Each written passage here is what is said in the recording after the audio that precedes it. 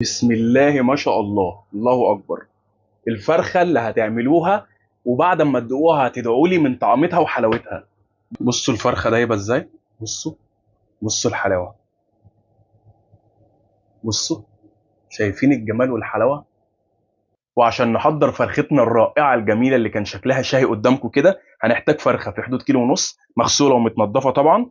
ونجيب اي مقص عندنا اللي هو بتاع الفراخ ده، ونمسك من عند الرقبه، من جنب الرقبه كده ونقص.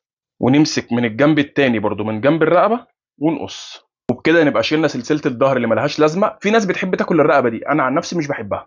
ونيجي من عند الصدر ونضغط بالراحه كده، هتلاقي حاجات بتتكسر معاكم اهو بالمنظر الحلو ده كده. وبالسكينه بتاعتنا ونعمل فيها فتحات بالطول كده. وفي الوراك نفس الكلام. كده الفرخه بتاعتنا بقت جاهزه، نشيلها على جنب.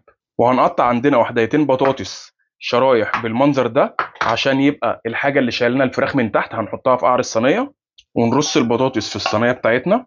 نيجي بقى لاهم خطوه، التتبيله بتاعت الفراخ. هنجيب عندنا نص واحده فلفل الوان، انا عندي فلفل اصفر استخدمته، وقرن فلفل اخضر حامي، وحبايه طماطم صغيره، وبصلتين صغيرين بالمنظر ده كده. ونعصر عليهم اصغر ليمونه عندنا. طبعا لو مش موجود الليمون الايطاليا الكبير دوت ممكن تستخدموا ليمونتين صغيرين. وننزل عليهم بحبه زيت زيتون او زيت عادي لو ما عندكمش زيت زيتون.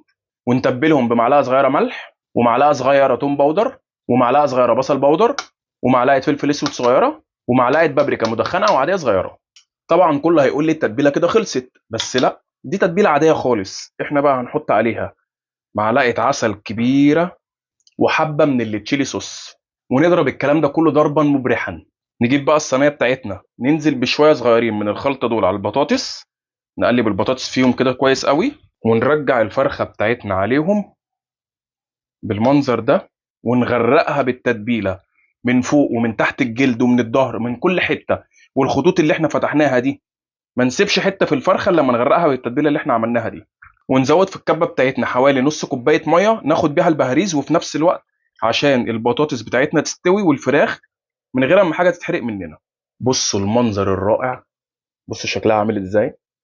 هنغطيها بقى بورق زبده وطبقتين من ورق الفويل.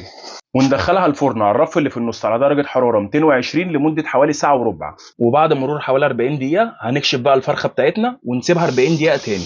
انا بجد متحمس ادوقها يا جماعه. بسم الله الرحمن الرحيم.